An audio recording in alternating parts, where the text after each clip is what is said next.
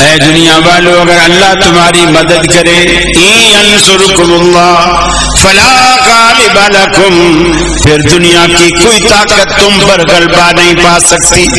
اگر اللہ تمہاری نصرت کرنے پر آئے، اللہ تمہاری مدد کرنے پر آئے تو دنیا کی کوئی طاقت تم پر غالب نہیں آ سکتی۔ وَإِن يَخْذُلْكُمْ فَمَنْ ذَا الَّذِي يَنصُرُكُم مِّن بَعْدِهِ، اور اگر وہ تمہیں شکست دے دے، وہ تمہیں ذلیل کر دے، وہ تمہیں رسوا کر دے، وہ تمہیں کمزور کر دے، تو پھر فرمایا کون ہے جو تمہاری مدد کرے گا؟ اس کے بعد وَعَلَى اللَّهِ فَلْيَتَوَكَّلِ الْمُؤْمِنُونَ، اور اللہ پر ایمان والے توکل اور بھروسہ کرتے ہیں۔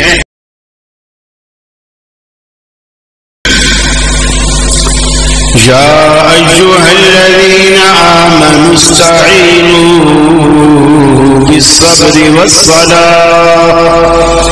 ان اللہ مع الصابرین۔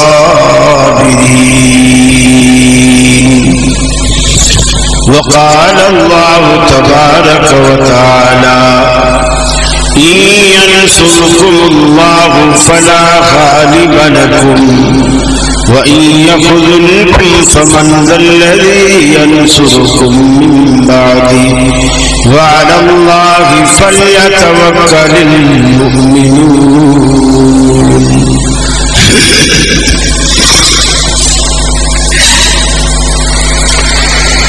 یہ مقصد ہے کہ دنیا سے جہالت دور ہو جائے، کلام اللہ سے مومن کا دل پر نور ہو جائے۔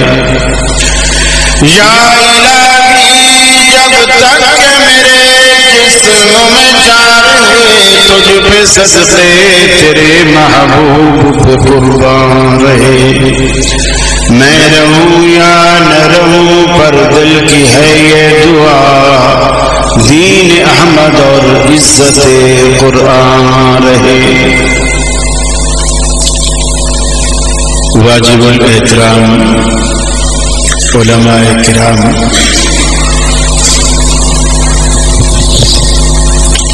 میرے کراچی کے اہل توحید مسلم بھائیوں، ماں بہنوں، بیٹیوں، ہم آج ایک بہانہ اصلاحی دعوتی پروگرام کے عنوان سے جمع ہیں۔ ماشاءاللہ آپ کی حاضری دیکھ کر جب بھی میں حاضر ہوتا ہوں بہت خوشی ہوتی ہے۔ جس طرح آپ اپنے وجود سے اللہ کے گھر کو بھر دیتے ہیں، اللہ رب العالمین سے دعا ہے وہ آپ کے گھروں کو، دفتروں کو، آپ کے کاروبار کو اپنی رحمت سے بھر دے۔ عنوان آپ تک پہنچ چکا، تقریباً 1 گھنٹے کا وقت ہے میرے پاس، اس میں شاید سوال جواب بھی ہوں، سوال جواب بھی ہے۔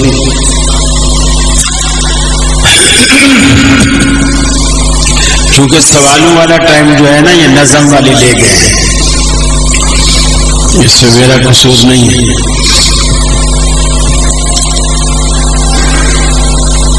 بہت سارے عربی کے ایسے الفاظ ہیں جو مترادفات میں سے بھی ہیں اور تھوڑے تھوڑے باریک فرق بھی ہوتے ہیں، جیسے نصرت، نون صاد رے تے، اس کے معنی مدد کرنے کے ہوتے ہیں، اور استعانت کے معنی مدد مانگنے کے ہوتے ہیں۔ ایک شخص آپ کو ہیلپ کی صدائیں دیتا ہے، وہ گویا آپ سے استعانت چاہتا ہے، اور آپ اگر اس کی مدد کر رہے ہیں تو آپ ناصر بھی ہیں، نصیر بھی ہیں۔ اسی کو اردو زبان میں استمداد بھی کہتے ہیں، جیسے ہم لفظ مدد کہتے ہیں۔ یہ بات استفعال کا خاصہ یہ ہوتا ہے کہ اس میں چاہت کے معنی پائے جاتے ہیں، جیسے استغفار بخشش چاہنا، استمداد مدد چاہنا، یہی معاملہ استعانت کا ہے۔ اس میں دو بنیادی قسمیں ہیں، ایک مدد تحت الاسباب ہوتی ہے اور ایک مدد فوق الاسباب ہوتی ہے۔ تحت الاسباب جو مدد ہوتی ہے وہ ہم روزمرہ کے کاموں میں ایک دوسرے سے لیتے ہیں۔ مثلا میں یہاں بیٹھا ہوں، مجھے پیاس لگی ہے، میں نے کسی سے کہا یار پانی کا گلاس دے دو، انہوں نے پانی دے دیا۔ یہ میں نے ایسی استعانت حاصل کی اور غیر اللہ سے کی جو تحت الاسباب ہے۔ وہ بندہ میرے قریب تھا، میں بولنا جانتا تھا، وہ سننا جانتا تھا، فاصلہ اتنا زیادہ نہیں تھا، میری آواز وہ سن سکتا تھا، پھر پانی بھی آس پاس موجود تھا، گلاس بھی موجود تھا، وہ یہ چیزیں سب کر کے لا کر میرے سامنے پانی اس نے رکھ دیا، اس لیے کہ سارا معاملہ تحت الاسباب، گلاس بھی موجود ہے، پانی بھی موجود ہے، لانے والا موجود ہے، مانگنے والا موجود ہے، فاصلہ بھی کم ہے، اس کے کان سلامت ہے، میری زبان سلامت ہے، ہم ایک دوسرے کو بات سمجھا بھی سکتے ہیں، سنا بھی سکتے ہیں، اور وہ سن بھی سکتا ہے اور سمجھ بھی سکتا ہے۔ اللہ تعالیٰ کا جو معاملہ ہے وہ فوق الاسباب ہے، وہ کسی سبب کا محتاج نہیں۔ اب آپ یہاں سے اللہ کو آواز دیں، پکاریں، اور یہ بھی تمام اہل حدیث کا عقیدہ ہے اور یہی مسلمانوں کا عقیدہ ہونا چاہیے کہ الرحمن علی العرش استوى، اللہ کی ذات عرش پر مستوی ہے۔ جب اس کی ذات عرش پر ہے تو عرش تو یہاں سے بہت دور ہے، پہلا آسمان ہی اتنا دور ہے، پھر اتنا ہی اس سے اوپر والا آسمان، پھر اتنا اس سے اوپر والا، ساتوں آسمانوں کی دوری، پھر ایسے ہی اس سے اوپر عرش، اور پھر عرش سے اوپر اللہ کی ذات کے سوا کچھ نہیں، صرف اللہ کی ذات۔ اب وہ اتنی دوری پر سنتا ہے، سبب کوئی موجود نہیں ہے، بظاہر نہ ٹیلی فون ہے، نہ کوئی وائرلیس سسٹم ہے، کوئی بھی بظاہر سبب نہیں ہے، یہ فوق الاسباب سماعت ہو رہی ہے۔ اب یہ خاصہ جب کوئی بندہ اللہ کے علاوہ کسی اور کو دیتا ہے یا کسی اور میں مانتا ہے، یہ یقیناً شرک ہے اور ایسا کرنے والا مشرک ہے، اس میں کوئی دو رائے نہیں۔ مثال کے طور پر آپ یہاں سے بیٹھے ہوئے بغداد والی سرکار کو آواز دیتے ہیں، جیسا کہ لوگ دیتے ہیں، ان کا نام غوث پاک رکھا ہوا ہے اور غوث پاک کے نام سے وہ ان کو پکارتے ہیں۔ اب ان کا یہ بھی عقیدہ ہے کہ وہ سن رہے ہیں فوت ہونے کے بعد بھی، اور اتنا ہزاروں میلوں کا فاصلہ ہونے کے باوجود وہ سن رہے ہیں، ٹیلی فون نہیں وہ سن رہے ہیں، کوئی موبائل سسٹم نہیں وہ سن رہے۔ یہ سننا فوق الاسباب تھا اور یہ اللہ کا خاصہ ہے اور ہم نے بندوں کو دے دیا، یہی شرک ہے۔ بلکہ آپ دیکھیں لوگوں کے صرف اسی استعانت کے نام سے کس قدر جہالت دنیا میں پھیلی، اسی استعانت کے نام سے۔ کہتے ہیں کہ شاہ صاحب یعنی پیر عبد القادر جیلانی جمعے کا خطبہ دے خطبے کے، اور یہ میں اس کلپ کو سنا رہا ہوں جو آج کل سوشل میڈیا پہ کافی وائرل ہے، کوکب اکاڑوی صاحب سے بیان کرتے ہیں۔ خطبہ دے رہے ہیں اور دوران خطبہ دیتے دیتے اچانک ایسے ہاتھ کیا اور پھر ہاتھ اوپر کیا اور آستین ساری گیلی ہو گئی اور پانی ٹپکنے لگا وہاں آستین سے۔ کسی نے پوچھا حضرت آج آپ نے خطبے کے دوران ایسا کام کیا جو اس سے پہلے کبھی نہیں کیا، ایسا کیا تھا؟ آپ نے ایسے ہاتھ کیا اور پھر پانی کچھ نہیں تھا، لیکن جب آپ نے ہاتھ اوپر کیا تو آستین ساری گیلی تھی اور سارا پانی ٹپک رہا تھا۔ انہوں نے کہا کہ ایک بڑھیا نے اس کی کشتی پتہ نہیں کب ڈوبی تھی، یہ نہیں کہ اس وقت ڈوبی ہے، نہیں، کب کی ڈوبی ہوئی تھی، لیکن اس نے پکارا اب کشتی کب کی ڈوبی ہوئی تھی اور اب اس نے پکارا، اب پیر صاحب کو پکارا اور پیر صاحب اس کی مدد نہ کرے تو پھر عام آدمی میں اور پیر میں فرق کیا رہے گا؟ تو اس نے جیسے مدد کے لیے پکارا، پیر صاحب نے ایسے ہاتھ ڈالا کشتی کو ہاتھ سے، وہ چونکہ پانی میں ڈوبی ہوئی تھی تو آستین بھی ساری پانی میں ڈوب گئی، ساری گیلی ہو گئی اور پھر کشتی کو باہر نکالا۔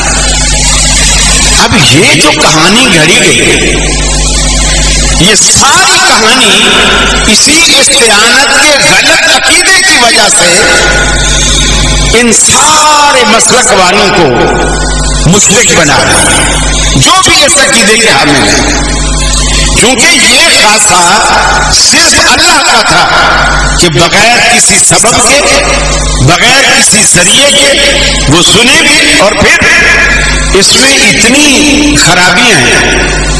پہلی بات تو یہ ہے، آپ جب یہ غیر اللہ سے استعانت چاہتے ہیں، مدد چاہتے ہیں، تو اس وقت ایک تو عقیدہ آپ کو یہ خراب کرنا پڑتا ہے کہ میں جس سے مدد مانگ رہا ہوں وہ میری بات کو سن رہا ہے، چاہے وہ فوت بھی ہو گیا ہو۔ اسی سے لوگوں نے نکالا نا کہ مردے سنتے ہیں، مردے سنتے ہیں، یہ عقیدہ اسی سے نکلا۔ پھر یہ عقیدہ آپ رکھیں گے کہ اس نے میری درخواست کو سن لیا یا سن رہا ہے۔ دوسرا عقیدہ آپ کا یہ خراب ہوگا کہ وہ میری مدد کرنے پر بھی قادر ہے، مرنے کے بعد بھی میری مدد اور نصرت کرنے پر بھی قادر ہے۔ اور تیسری بات کہ میں اس سے جو بھی سوال کروں گا میری مدد سے وہ اوجھل نہیں ہے، وہ خود دیکھ رہا ہے، قدرت رکھتا ہے، طاقت رکھتا ہے، خود سن رہا ہے اور عمل درآمد کی صلاحیت رکھتا ہے۔ یہ ساری خرابیاں صرف ایک لفظ استعانت سے آپ کے دل و دماغ میں، آپ کے اندر آ گئی۔ اب آپ دیکھیں اللہ تعالیٰ نے انبیاء کا ایک طویل سلسلہ چلایا، بڑا طویل سلسلہ، حضرت آدم علیہ السلام سے لے کر محمد رسول اللہ صلی اللہ علیہ وسلم تک۔ اگر آپ آخری رسول نہ ہوتے تو اب انبیاء کا سلسلہ اب تک جاری ہوتا۔ اب چونکہ آپ آخری رسول ہیں، اب اللہ تعالیٰ وہ کام اب اس دور میں علماء سے لے رہا ہے۔ العلماء ورثۃ الانبیاء، وہ تبلیغ کا، وہ فروغ دین کا کام، شرک کے رد کا کام، اللہ تعالیٰ اب وہ کام علماء حق سے لے رہا ہے۔ لیکن علماء سو بھی اپنا کام کر رہے ہیں، شیطان بھی اپنی محنت کر رہا ہے، سارے اپنی اپنی محنت پہ لگے ہوئے ہیں، لیکن اللہ تعالیٰ نے جو انبیاء کا سلسلہ بھیجا اس پوری کڑی میں آپ دیکھیں جو بنیادی نقطہ ہے، جو بنیادی محور ہے، وہ بنیادی محور توحید ہے، اور اس بنیادی نقطے کو جو توحید ہے بنیادی محور، کوئی بھی پیغمبر اس سے ادھر ادھر نہیں ہوا، یہ مرکزی نقطہ سب کے ہاں ایک رہا، ایک ہی رہا۔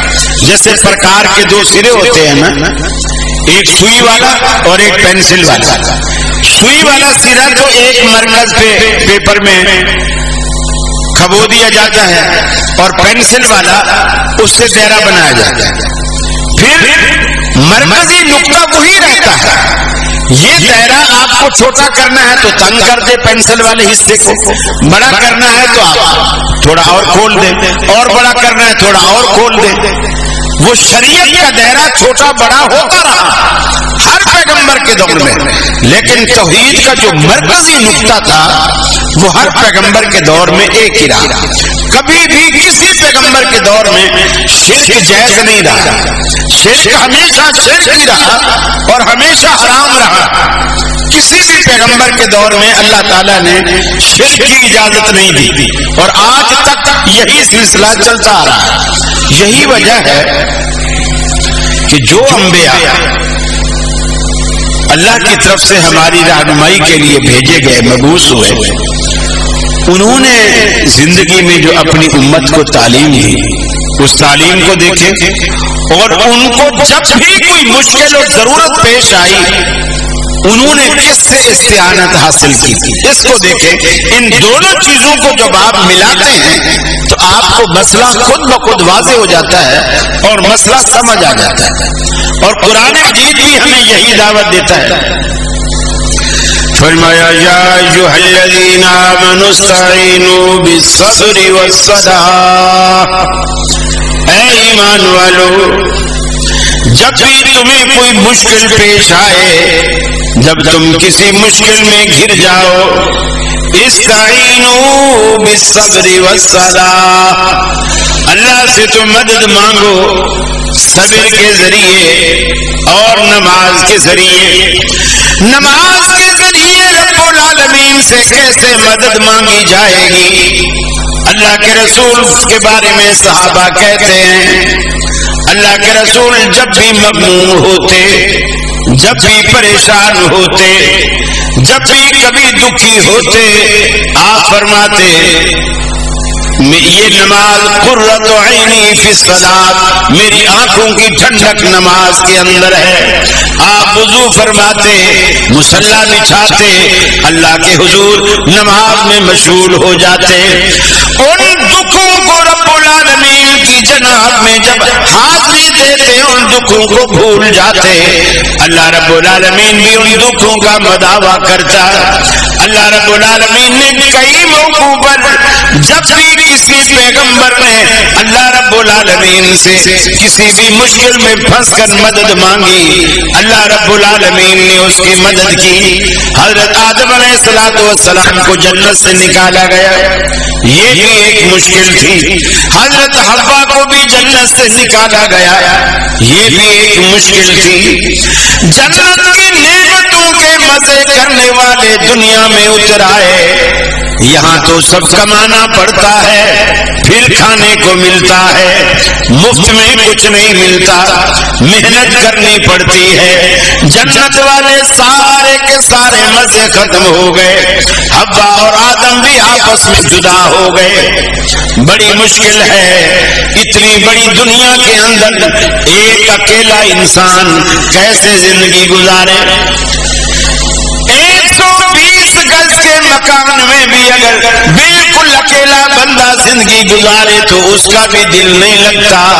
اتنی بڑی کائنات میں پوری دنیا میں ایک اکیلا انسان ہے اور کوئی بھی ساتھی نہیں ہے۔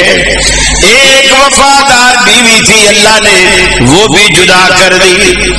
آخر انہیں سمجھ میں آیا یہاں لوگ جو غیر اللہ سے استعانت کے عادی ہیں وہ کہتے ہیں کہ اللہ رب العالمین کے پیغمبر نے اللہ تبارک و تعالیٰ سے محمد صلی اللہ علیہ وسلم کا واسطہ دے کر اللہ سے دعا مانگی، حالانکہ قرآن کہتا ہے فَتَلَقَّى آدَمُ مِن رَبِّهِ كَلِمَاتٍ فَتَابَ عَلَيْهِ، آدم علیہ السلام نے اللہ سے کچھ کلمے سیکھے، ان کلموں پر توبہ کی، اللہ رب العالمین نے توبہ قبول کی۔ وہ کلمے کیا تھے؟ قرآن دوسرے مقام پہ کہتا ہے ربنا ظلمنا انفسنا وان لم تغفر لنا وترحمنا لنكونن من الخاسرین۔ اے ہمارے رب، اے ہمارے داتا، اے ہمارے پالنہار، اگر تو نے ہم پر رحم نہ کیا، اگر ہماری خطا کو، ہماری بھول کو تو نے معاف نہ کیا، لَنَكُونَنَّ مِنَ الْخَاسِرِينَ، ہم تو خسارہ پانے والے ہو جائیں گے، ہماری کشتی بیچ منجدار کے پھنس جائے گی، کبھی بھی کنارے نہیں لگ سکتی جب تک کہ تو معاف نہ کرے۔ ایک پیغمبر نے اللہ سے معافی بھی مانگی اور دنیا کو یہ طریقہ بھی بتا دیا کہ رب سے مدد کیسے مانگتے ہیں۔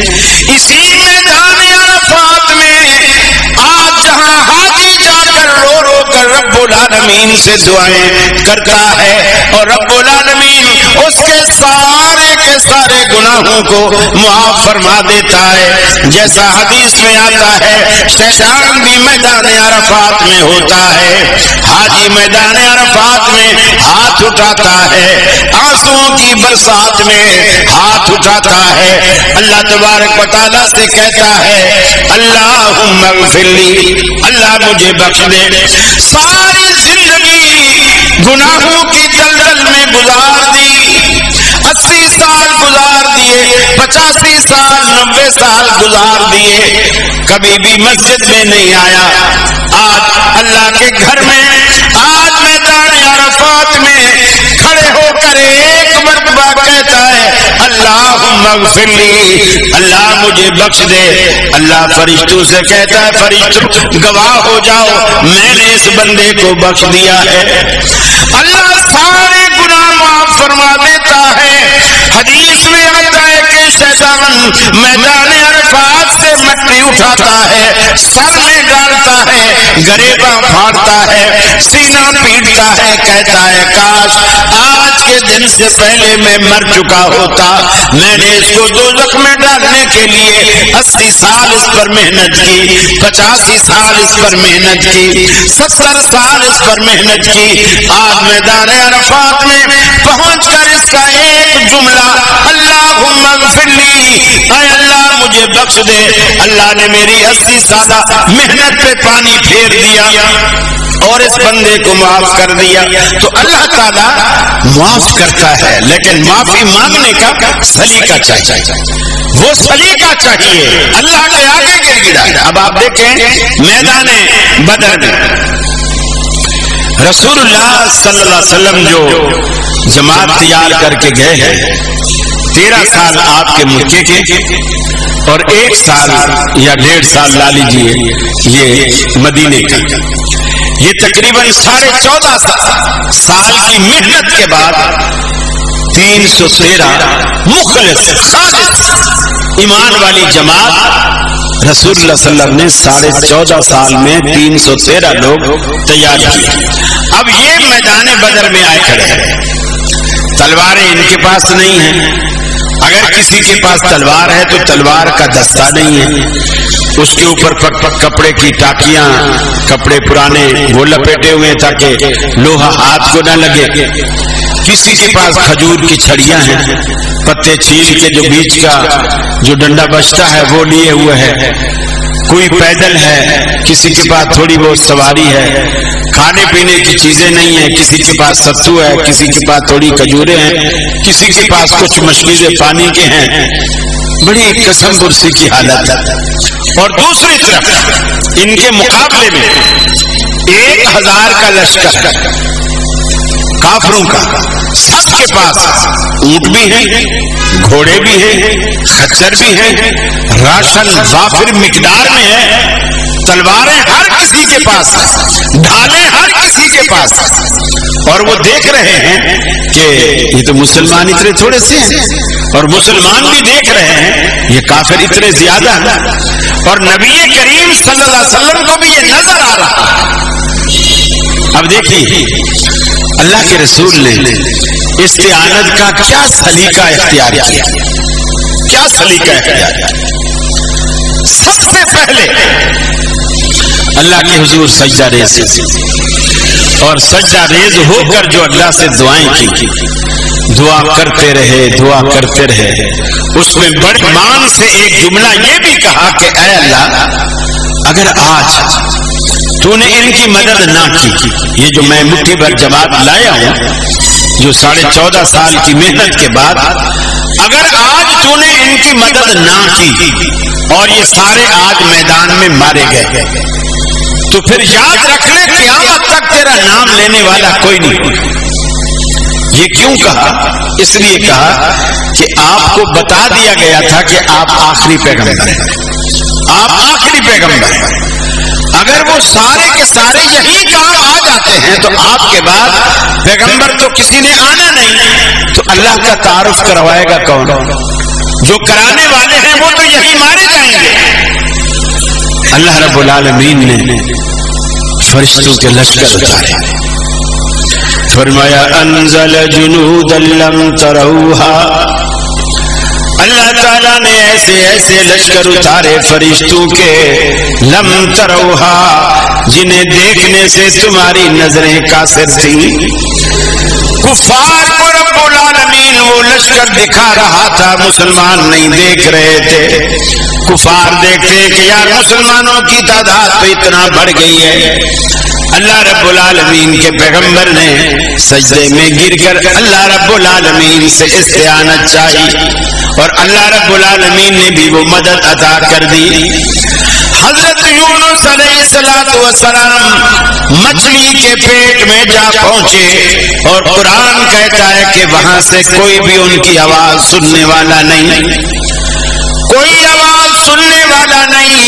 مچھلی کے پیٹ میں اللہ کا قرآن کہتا ہے فنادا فی الظلمات، اندھیروں میں یونس علیہ السلام نے رب العالمین کو پکارا، اللہ الہ الا انت سبحانک، اللہ تیرے سوا کوئی معبود نہیں، میں غلطی کر بیٹھا لیکن تو پاک ہے، انی کنت من الظالمین، میں اپنے اوپر زیادتیاں کر بیٹھا، اے الہ العالمین آج تیرے سوا میری فریاد کو سننے والا کوئی نہیں۔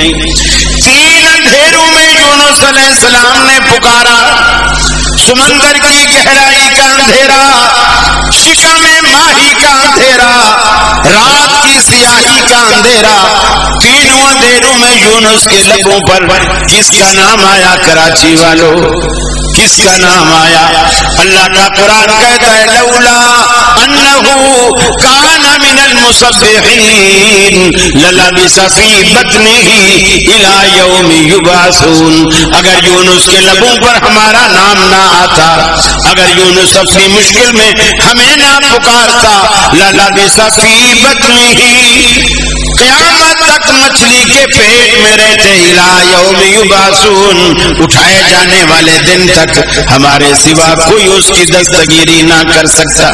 یہاں تو خطبہ دیتے پیر صاحب ہاتھ نیچے کر کے کشتی باہر نکال لیتے ہیں، لیکن پیر صاحب نے مچھلی باہر نہیں نکالی۔ حالانکہ مچھلی جس مچھلی نے یونس علیہ السلام کو نوالا بنایا تھا، مچھلی بھی ایسی تھی کہ میرا خیال ہے پوری رحمانیہ مسجد بھی کھاتی تو ختم نہیں ہوتی، اتنی بڑی مچھلی، پورا انسان زندہ سلامت اس کے اندر چلا گیا۔ لیکن استعانت کا ایک طریقہ جو انبیاء نے ہمیں سکھایا، انبیاء نے ہمیں بتایا۔ نوح علیہ السلام کو دیکھی، اپنا بیٹا، پیر صاحب تو کئی سال ڈوبی ہوئی بڑھیا کو باہر نکال رہے ہیں نا، نوح علیہ السلام کا اپنا بیٹا اپنی آنکھوں کے سامنے اسی وقت ڈوبا. کئی سو سال پرانی بات بھی نہیں، اسی وقت ڈوبا. اور ڈوبنے کے بعد اللہ سے کہا اللہ تیرا تو وعدہ تھا میں تیری اہل کو بچاؤں گا، یہ تو میرا سگا بیٹا تھا، میرا خون تھا، تو تیرا وعدہ کہاں گیا کہ تو میری اہل کو بچائے گا اور تو نے نہیں بچایا. اللہ نے بڑی سخت بات کی. اللہ نے ایک بات تو یہ کی ہے نوح خبردار آج کے بعد اسے اپنا بیٹا نہیں کہنا، انہو لیس من اہلک، یہ تیری اہل سے نہیں ہے. ہمارے ہاں رشتے خون سے نہیں ایمان سے دیکھے جاتے ہیں. ہمارے ہاں رشتے خون سے نہیں ایمان سے دیکھے جاتے ہیں. تو موحد ہے، پیغمبر ہے، توحید کی دعوت دینے والا، اور وہ بالکل توحید کا منکر ہے، توحید کا انکاری ہے، کفر کی دعوت دینے والا. تمہارا اس سے کیا ملا، کیا نسبت؟ یہ تو نہیں ہو سکتا. اور پھر فرمایا خبردار آج کے بعد انی اعظک ان تکون من الجاہلین، مجھ سے اگر آج کے بعد پھر کبھی سوال کیا جس کا تجھے علم نہیں ہے تو میں تجھے نصیحت کرتا ہوں کہ میں تجھے نبوت سے ہٹا کر جہالت کے کٹہرے میں کھڑا کرتا ہوں. کتنی بڑی سخت بات ہے جو اللہ نے کی، اللہ نے کی. لیکن نوح علیہ السلام نے مدد کس سے مانگی؟ اللہ سے مانگی. جب اللہ نے ڈانٹ دیا پیچھے ہٹ گئے. اس بات سے بیٹے کو سمجھانے کی حد المقدور کوشش کی. بیٹے کو سمجھاتے رہے بیٹا کشتی میں آ جا، آج اللہ کا عذاب آنے والا ہے، بڑا پانی آنے والا ہے، یہ سارا کچھ ڈوب جانے والا ہے، نہیں بچے گا تو. اور اس نے کہا کہ ابا آپ مجھے ان چیزوں سے ڈراتے ہو، بارش آئے گی، پر کتنا بارش آئے گی، کتنا بارش آئے گی، چلو ایک مکان کی چھت جتنا آ جائے گی. یہ جو جودی پہاڑ ہے اتنا اونچا، جیسے آج کے پاکستان میں کوہ بالیہ ہے جو چوٹی اونچائی میں بڑی مشہور ہے، وہ جودی پہاڑ ہے نا، اس پہ چڑھ جاؤں گا، پانی کتنا اونچا آئے گا. یاسمونی من الماء. اب یہ دیکھیے اسباب، مشرک ہمیشہ اسباب پہ تکیہ کرتا ہے. بیٹا چونکہ مشرک ہے، بیٹا یہ کہتا ہے ابا آپ مجھے ڈرا رہے ہو پہاڑ سے، پانی سے، پانی جب آئے گا نا میں پہاڑ پہ چڑھوں گا. یاسمونی من الماء، یہ پہاڑ مجھے پانی سے بچائے. یہ مشرک کے الفاظ. اور پیغمبر جو موحد ہے اس مشرک کا باپ بھی ہے، اس پیغمبر کے الفاظ یہ ہیں لا عاصم اليوم من امر اللہ. بیٹا یہ تیری بھول ہے، غلط فہمی ہے. آج اللہ کے حکم سے کوئی بچانے والا نہیں ہے، آج اللہ کے حکم سے کوئی بچانے والا نہیں. لہذا استعانت جب بھی مانگی جائے اسی سے مانگی جائے جو قادر ہے، قدیر ہے، اس کے پاس طاقت ہے، پاور ہے. کسی سے پوچھنا بھی نہیں پڑتا، اجازت بھی نہیں لینی پڑتی، وہ مرضی کا مالک ہے. وہ جو فیصلہ آپ کے بارے میں کرے گا وہی ہوگا، اس کے خلاف کچھ بھی نہیں ہو سکتا. دیکھیے اللہ کے رسول ہر فرض نماز کے بعد یہ دعا اکثر پڑھا کرتے تھے، اللہم لا مانع لما اعطیت ولا معطی لما منعت. اے الہ العالمین جسے تو روک دے نہ دینے پر آئے تو دنیا کی کوئی طاقت اسے دے نہیں سکتی، اور اگر تو نہ دینے پہ آئے تو دنیا کی کوئی طاقت اسے دے نہیں سکتی، اور اگر تو دینے پہ آئے تو دنیا کی کوئی طاقت اسے محروم نہیں کر سکتی. یہ اللہ کے رسول ایک عقیدہ بھی بیان کر رہے ہیں اور صحابہ کرام کو، امت کو طریقہ بھی بتا رہے ہیں کہ تمہیں اللہ سے جب بھی مانگنا ہے اس یقین سے مانگنا ہے کہ جو کچھ ملے گا تجھ سے ملے گا. تیرے در کے سوا کوئی در ایسا نہیں ہے کہ جو کچھ دے سکے. لوگ تو ساری دنیا میں یقین مانیے جن جن کو بھی لوگ کرنے والا، کرنی والا اور پاور والا سمجھتے ہیں ان کا تو یہ حال ہے. مریدنی نے سیویاں پکائیں اور سیویاں آگے رکھ دی. پنجاب میں سیویاں بنتی ہیں ویسے کچی ہوتی ہیں, بنا کے رکھ دیتے, سوکھی ہوتی ہیں, اور جب کوئی مہمان اچانک آ جائے, یہ فاسٹ فوڈ آئٹم یہ کہلاتا ہے, اس کو پانی میں بوائل کرتے ہیں, بس پانی سے بوائل کر کے نکالا, بالکل سفید سفید ہوتی, براؤن میں نہیں ہوتی, سفید آٹے کی شکل کی, اور وہ پلیٹ میں رکھی, اوپر دیسی گھی ڈالتے ہیں, پھر اوپر شکر ڈالتے ہیں, پھر وہ مہمان اس کو چمچ سے اس کو استعمال کرتا ہے, کھاتا ہے.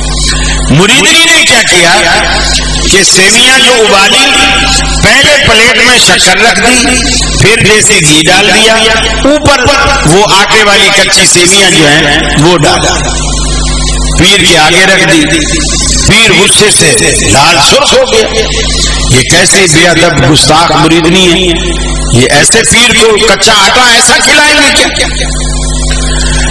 وہ ذرا توحید والی تھی, اس نے اپنے میاں سے کہا, دیکھ میں صرف سمجھانے کے لیے ایسا کیا تھا, تو اس کو سب کچھ کرنے والا سمجھتا ہے, اور حالت اس کی یہ ہے کہ جو پلیٹ میں نے اس کے آگے رکھی ہے, سیویاں اوپر ہیں, شکر نیچے ہے, اس کو نظر نہیں آ رہی.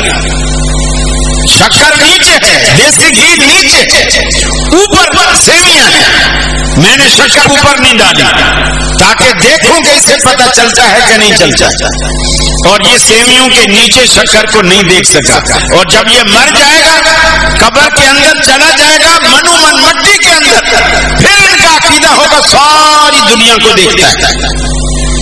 پلیٹ میں سیویوں کے نیچے نظر نہیں آتا, اور منو من مٹی کے نیچے جب چلا جائے پھر ساری دنیا کو دیکھتا ہے. عجیب لوگوں کے عقیدے. ایک صاحب مجھے کہنے لگے کہ بھائی یہ جو مرنے والے ہوتے ہیں نا, تم کیا بات کرتے ہو, یہ تو اتنی ان کی نظر تیز ہوتی ہے, قبر کے اوپر اگر چڑا اور چڑیا یعنی نر اور مادہ, ایک چڑا ہوتا ہے, ایک چڑیا ہوتی ہے, چڑی جسے کہتے ہیں, یہ نر مادہ اگر قبر کے اوپر آ کے بیٹھے تو مردے کو پتا ہوتا ہے چڑیا کون سی ہے اور چڑا کون سا, یعنی وہ نر مادے کے فرق. تو میں نے کہا اللہ کے بندے پھر تو قبرستان ہمیں جانا ہی نہیں چاہیے. بولے کیوں؟ میں نے کہا جب مردے کی نظر اتنی تیز ہوئی پڑی ہے, وہ چڑی چڑے کے فرق کو بھی دیکھ لیتا ہے منو من مٹی کے اندر سے. تو جب قبر پہ جائے گا تو جو کپڑے تو نے پہنے ہوئے ہیں, جو ایک سوت بھی موٹے نہیں ہیں, اتنے باریک کپڑے, اس کی نظر کو یہ روکیں گے؟ ہمیں تو قبرستان جانا ہی نہیں چاہیے. کہنے کہ توبہ توبہ توبہ, تیری تو ذہنیت گندی ہے. میں نے کہا میری ذہنیت گندی نہیں ہے, تیرا عقیدہ گندا ہے, تیرا عقیدہ گندا ہے. جب تک یہ استعانت لغیر اللہ کا معاملہ رہے گا, شرک کبھی نہیں نکلے گا. شرک کو نکالنے کے لیے ضروری ہے استعانت باللہ تک آپ اسے لے آئیں. نصرت اللہ کرتا ہے, تائید اللہ کرتا ہے, مدد اللہ کرتا ہے, اس کے سوا کوئی کچھ نہیں کرتا. بلکہ قرآن نے کہا ما تشاءون الا ان یشاء اللہ, اے دنیا والو تم جو کچھ بھی چاہو تمہارے چاہنے کچھ نہیں ہوتا, وہی ہوتا ہے جو اللہ چاہتا ہے, جو اللہ چاہتا ہے. جب چاہت اس کی ہوتی ہے. اللہ کے رسول صلی اللہ علیہ وسلم نے آپ تشریف فرما ہے اور بچیاں کچھ ترانے گا رہی ہیں, ہجرت کے بعد کی بات. ترانے گاتے گاتے ان بچیوں نے ایک شعر, ایک مصرع, اس میں یہ بھی پڑھا کہ فینا نبی, ہمارے اندر ایک ایسا نبی ہے, یعلم ما فی غد, کہ وہ آنے والے کل کی بات بھی جانتا ہے. ہمارے اندر ایک ایسا نبی ہے جو آنے والے کل کی بات جانتا ہے. نبی کریم صلی اللہ علیہ وسلم نے فوراً ٹوکا, حالانکہ یہ تو آپ کی تعریف تھی نا, لیکن نبی اپنی تعریف بھی مبالغے کے ساتھ نہیں سن سکتا. آپ نے اسے ٹوکا اور کہا کہ یہ نہ کہو کہ ہمارے اندر ایک نبی ہے جو آنے والے کل کی بات جانتا ہے. وہ جو پہلے اچھر پڑھ رہی تھی وہی پڑھو, یہ جملہ نکال دو اس میں سے. اللہ کے رسول نے اسے پسند نہیں فرمایا, بالکل پسند نہیں فرمایا. میرے بھائی, یہ جتنی بھی تعریف پر مبنی مبالغے ہیں یہ ہمیں شرک کی طرف لے جاتے ہیں۔ ایک اللہ کی توحید جب تک کسی مسلمان کے دل میں راسخ نہیں ہوگی، پختہ نہیں ہوگی، تب تک یقین مانیے جنت کا دروازہ کھلنے کا سوال ہی پیدا نہیں ہوگا۔ اس لیے کہ کوئی مشرک جنت میں نہیں جائے گا، کوئی کافر جنت میں نہیں جائے گا۔ ہاں گناہگار ہے، اللہ اسے معاف کرے گا انشاءاللہ، اگر اس کی توحید پختہ ہے اللہ معاف کرے گا، معافی کے بعد وہ بھی جنت میں جائے گا۔ اور اگر اللہ کوئی تھوڑی بہت سزا دینا چاہے گا، اللہ کی اپنی مرضی ہے، اس سے کون پوچھ سکتا ہے، تو وہ سزا دینے کے بعد پھر بھی اللہ تعالیٰ اسے جنت میں ڈال دے گا، پھر بھی وہ جنت میں چلا جائے گا۔ لیکن اگر وہ شرک کرتا ہے، اگر وہ شرک کرتا ہے، لا یغفر ان یشرک بہ ویغفر ما دون ذلک لمن یشاء، اس کے علاوہ اللہ جس کو چاہے معاف کر دے، لیکن مشرک کو اللہ تعالیٰ بالکل معاف نہیں کرے گا، بالکل معاف نہیں کرے گا۔ اور جب بھی جس موقع پر جہاں بھی اللہ تعالیٰ سے، جیسے مسلم شریف کی بڑی مشہور حدیث ہے، میں صرف اشارے سے بات کروں گا کیونکہ وقت بھی پورا ہو رہا ہے، وہ مشہور حدیث ہے کہ 3 بندے دوست تھے، بارش کے ڈر سے ایک غار میں گھسے، اوپر سے کچھ چٹان لڑکی اور آ کر کے غار کے منہ پہ بند ہو گئے۔ اب ان باہر جانے والے نہیں، نکل نہیں سکتے، تینوں مل کر دھکا دیتے، چٹان ہلتی نہیں، اتنی وزنی، وہاں کوئی بندہ بھی نہیں ہے، آواز ان کی باہر نہیں جا رہی، باہر کی آواز اندر نہیں آ رہی، کرنٹ نہیں، بجلی نہیں، کچھ نہیں۔ اب دیکھیے اللہ سے استعانت کا رنگ دیکھیے کیسے آیا۔ وہ تینوں آپس میں مشورہ کرتے ہیں کہ یار ایسا کیوں نہیں کرتے، ہم تینوں میں سے جس نے بھی اپنی زندگی میں، اپنی لائف میں کبھی بھی اللہ کی رضا کے لیے کوئی کام کیا، آج اللہ تعالیٰ کے آگے وہ کام رکھو، اور پھر وہ کام رکھنے کے بعد اللہ تعالیٰ سے کہو اگر تیری جناب نے میری یہ نیکی قبول ہے تو اس کے سلے میں اس پتھر کو ہٹا دے، ہمیں اس مصیبت سے نکال۔ چنانچہ تینوں نے اپنی 3 نیکیاں، اور ہر کسی کی نیکی کے بعد وہ پتھر سرکتا رہا، پتھر سرکتا رہا، اور جب تیسرے نے اپنی نیکی رکھی اللہ تعالیٰ نے پورا پتھر ہٹا دیا۔ یعنی اس صرف دعا نے، اللہ سے مدد مانگنے نے کرین کا کام کیا۔ کوئی اس میں تیل نہیں لگا، پیٹرول نہیں لگا، کوئی ڈرائیور نہیں تھا، کچھ بھی نہیں تھا، صرف دعا سے اللہ تعالیٰ نے اس چٹان کو ہٹایا۔ تو اللہ تعالیٰ سے استعانت اگر بندہ کرتا ہے تو وہ استعانت رنگ لاتی ہے، وہ استعانت رنگ لاتی ہے، اور ایسا رنگ لاتی ہے کہ اللہ تبارک و تعالیٰ اسے دنیا میں بھی اور آخرت میں بھی انشاءاللہ نجات دیتا ہے ہر مصیبت سے، ہر پریشانی سے۔ یہ بات دل و دماغ میں بٹھا لو کہ مشکل کشا صرف وہی ہوتا ہے جس پر خود کبھی مشکل نہ آئے، حاجت روا وہی ہوتا ہے جس پر خود کبھی زندگی میں حاجت نہ آئے۔ ساری دنیا کو میٹھی نیند وہی سلاتا ہے جو خود کبھی سوتا نہ ہو، ساری دنیا کو وہی کھلاتا اور پلاتا ہے اور پیٹ بھر کے جو خود کبھی کھاتا اور پیتا نہ ہو، ساری دنیا کو اولادیں وہی دیتا ہے جس کی اپنی اولاد نہ ہو، جو خود اولاد والے ہوں تو ضرورت مند ہوتے ہیں۔ اب کوئی کہے گا یا اللہ میرا بچہ بیمار ہے، نعوذ باللہ من ذالک، وہ کہے کہ میرے بھی 4 بچے بیمار ہیں، وہ آپ کو کیا توجہ دے گا؟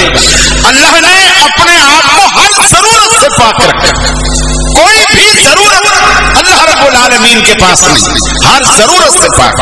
اللہ الصمد، اللہ بے نیاز ہے کا مطلب یہی ہے کہ اسے کسی کی پرواہ نہیں ہے، ساری دنیا کو اس کی ضرورت ہے، اس کو کسی کی ضرورت نہیں، کسی کی ضرورت نہیں، بلکہ کوئی نبی بھی، کوئی ولی بھی اللہ کے بارے میں ایسی بات نہیں کہہ سکتا جو اللہ رب العالمین نے نہ کہی۔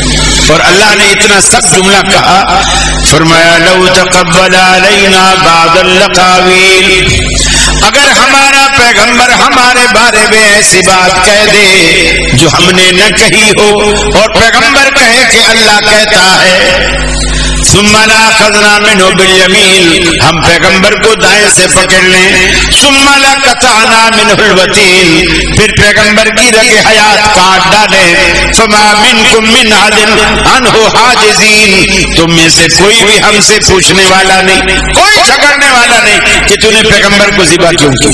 یہ اللہ کی پاور ہے۔ ان بطش ربک لشدید، اللہ کی پکڑ بڑی سخت ہے، جب اس کی پکڑ سخت ہے اس کی طاقت قوت سب کچھ کا خزانوں کا مالک وہی ہے، لہذا اپنا توکل اپنا بھروسہ قرآن مجید میں آتا ہے ان ینصرکم اللہ فلا غالب لکم، اے دنیا والو اگر اللہ تمہاری مدد کرے ان ینصرکم اللہ فلا غالب لکم، پھر دنیا کی کوئی طاقت تم پر غلبہ نہیں پا سکتی۔ اگر اللہ تمہاری نصرت کرنے پر آئے، اللہ تمہاری مدد کرنے پر آئے تو دنیا کی کوئی طاقت تم پر غالب نہیں آ سکتی۔ وَإِن يَخْذُلْكُمْ فَمَنْ ذَا الَّذِي يَنصُرُكُم مِّن بَعْدِهِ، اور اگر وہ تمہیں شکست دے دے، وہ تمہیں ذلیل کر دے، وہ تمہیں رسوا کر دے، وہ اللہ پر بھروسہ کیجیے، اسی سے مانگنے کی عادت ڈالیے۔ چھوٹے سے چھوٹا کام بھی اللہ کے رسول نے فرمایا تمہارے جوتے کا تسمہ بھی اگر ٹوٹ جائے نا وہ بھی اللہ سے مانگنا، یعنی یہ مثال دے کر آپ نے یہ بتایا کہ ہر چھوٹی بڑی چیز اللہ سے مانگنا، پھر یہ اس کے اوپر چھوڑ دو کہ وہ اس کا سبب کیا بناتا ہے، کسی کے ذریعے تسمہ بھجواتا ہے، کسی کے ذریعے کچھ کرواتا ہے، وہ اس کے چھوڑو، آپ اس سے مانگو کہ یا اللہ میرا یہ مسئلہ ہے یہ کر۔ آپ کے وہم و گمان میں بھی نہیں ہوگا کہ اللہ تعالیٰ نے آپ کے لیے وہ سارے بند دروازے اللہ نے کیسے کھولے۔ اب یوسف زلیخا کے سامنے کھڑے ہیں، کمرے بند ہیں، اب کوئی وہم و گمان میں تھا کہ یہ دروازے کیسے کھلیں گے؟ اب ظاہر بات ہے کمرے بند ہیں، دروازے بند ہیں، کنڈیاں تالے لگے ہوئے ہیں۔ اب اگر بندہ بھاگے بھی اور پیچھے والا پکڑنے کے لیے بھاگ رہا ہو اور میں آگے کنڈی پہ جا کے اٹک جاؤں تو ظاہر بات ہے پکڑا جاؤں گا۔ وہم و گمان میں بھی نہیں، لیکن وہاں کھڑے ہو کر وسیلہ کوئی نہیں، سبب کوئی نہیں، ذریعہ کوئی نہیں، ظاہری اسباب کوئی نظر نہیں آ رہے، اللہ سے کہا یا اللہ یہ جس گندگی اور غلاظت کی یہ مجھے دعوت دیتے ہیں تو مجھے ان سے محفوظ کر لے۔ بس اللہ سے اتنا کہا، اللہ نے کہا یوسف تو نے ہمیں پکارا نا، بس اب یہ نہ دیکھ تالے لگے ہیں یا کنڈیاں لگی ہیں، یہاں سے بھاگنا تیرا کام اور یہ سارے بند دروازے کھولنا میرا کام۔ اور اللہ تعالیٰ نے ایسا کر دیا تو آپ کے وہم و گمان میں بھی نہیں ہوگا کہ اللہ تعالیٰ نے کیسے آپ کے سارے الجھی گتھیاں اللہ نے کیسے سلجھا دیا۔ بس صرف آپ اس سے مانگنے والے بنو، اس سے رونے والے بنو۔ ظاہر بات ہے دنیا میں مشہور ہے کہ سگی ماں بھی دودھ نہیں پلاتی جب تک بچہ روئے نہیں، تو آپ اللہ کے آگے تھوڑا سا رو دیا کیجئے، چلو ہر روز نہیں تو اتوار والے دن، چھٹی والے دن کبھی ایک وقت بنا لیں کہ اللہ کے آگے کبھی رو دیا کرے اور باتیں کر لیا کرے، درخواست کر لیا کرے، اللہ میں بھی تیرا بندہ ہوں اور تیرے نبی نے کہا، تیرے قرآن نے کہا کہ کوئی بھی ضرورت ہو اس سے مانگو، اللہ ہم تو تجھ سے مانگ رہے ہیں۔ پھر دیکھیے اللہ رب العالمین کیسے آپ کی مدد کرتا ہے، کیسے آپ کے سارے بگڑے کام سنوارتا ہے، آپ کو کسی کی حاجت اور ضرورت ہی نہیں رہے گی، آپ بالکل اپنی ضرورتوں میں اللہ کے فضل سے خود کفیل ہو جائیں گے۔ وآخر دعوانا ان الحمد للہ رب العالمین۔